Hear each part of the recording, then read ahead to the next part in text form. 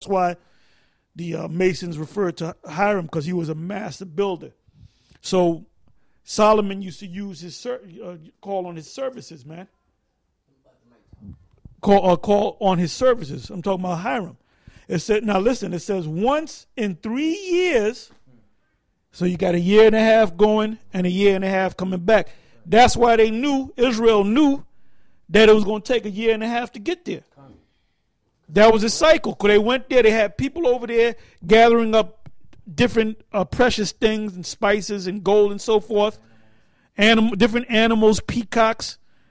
And they would, and when they would come and they would get, that's where you get the whole merchant thing from. That's where you get admiralty, the maritime law and so forth, you know. You have the merchant ships that would go around the world and import and export. Actually, they were importing stuff. So they would have people in the Americas. It was basically like a treasure chest for them. Because everything was untouched. Everything was untouched. It was paradise. So at one time, America was actually paradise. Yeah. So they knew, and like I said, going back, like you said, Columbus, during the time of Columbus, they knew about America. They knew about the Americas because they read the scriptures. Yeah. They read out of he mentioned the Apocrypha. Yeah. It says 22. It says, for the king had at sea a navy of Tarshish with the navy of Hiram. Once in 3 years, you had that circuit, a 1.5 year going, a 1.5 year coming back. Came the navy of Tarshish, bringing gold and silver, ivory and apes and peacocks. Because, like the apostle said, America was a paradise. Because what you got to understand, the Garden of Eden, the word Eden means a whole planet. The word Eden, Aidan, means paradise. In Genesis, it speaks about there was a garden eastward in Eden, in the paradise, which is the whole planet Earth. It says 23. So King Solomon exceeded all the kings of the earth for riches and for wisdom. 24. And all the earth sought, all the peoples of the earth, the kings, the monarchs, the queens, all the earth sought to Solomon to hear his wisdom, which the Most High put in his heart. Okay?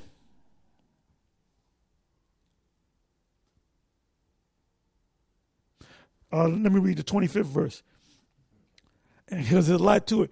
And they brought every man his present, vessels of silver and vessels of gold and garments. Now, back in the ancient world, you had garments that might have been worth, in today's standard of money, $500,000, $1 million. Because you had actual jewels, different crystals and jewels and silk. You had precious stones, interwoven into the garment, man. And that's how we're going to look when we're in the kingdom. It says, and they brought every man his present, vessels of silver and vessels of gold and garments and armor and spices, horses, because they said that Gad didn't know nothing about the horses until a white man brought. Look at Gad was an expert on horse. They all tell you that Gad was an expert on the horse, man. The tribe of Gad didn't know nothing about a horse until the Spaniards gave him a horse. Get the fuck out of here, man. A curse, man. I'm sorry. Couldn't help it. Horses and mules, a rate year by year. So all that stuff, that the abundance, that treasure trove, that was America, all that stuff was being brought over here year by year. It was a circuit, man, coming to King Solomon, man. That's why King Solomon was I'll read it again, 23. So King Solomon exceeded all the kings of the earth for riches and for wisdom. All right? All right, Back in 2 Ezra 13:45, it says, "For through that country there was a great way to go, namely of a year and a half." Now I want to stress this because I'm going to read something real quick in the Latin, in the Apocrypha in the Latin, because you have these clowns that say that when it says through that country, it was talking about they went through land. It wasn't talking about no land. It was talking about those waters where they went through.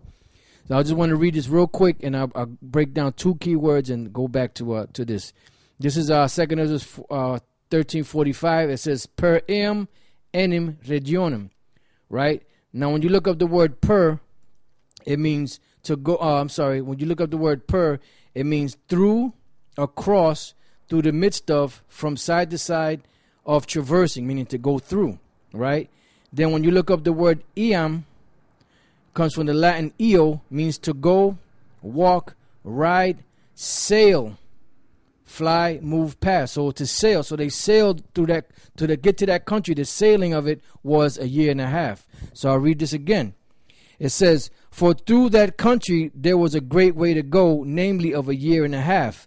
And the same region is called Arsareth," meaning another land. All right, and there's another scripture, and I believe it's Deuteronomy, where it uses the same word, Arsareth, something to that effect.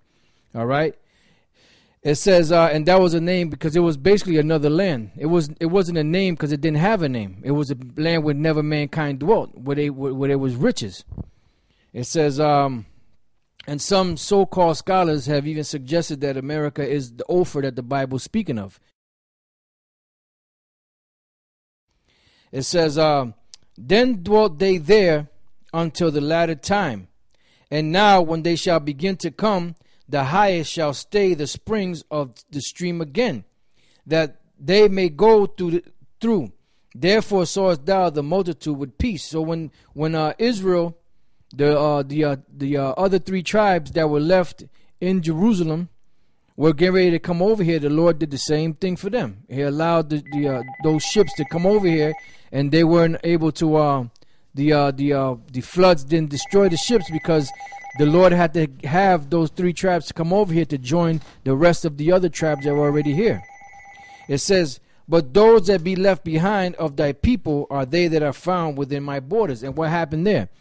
Those are the ones that stayed there. And what happened? In process of time, they were ran out of there by the Romans, went down into the interiors of Africa and other places, and then were brought over here, were sold by the Arabs, the Ishmaelites, and the Africans, the Hamites, to the so-called white man, the Edomites, and they in turn put them on ships, cargo slave ships, and brought them over here to the Americas to serve slavery, which was their punishment, and it was that place that was prepared for them.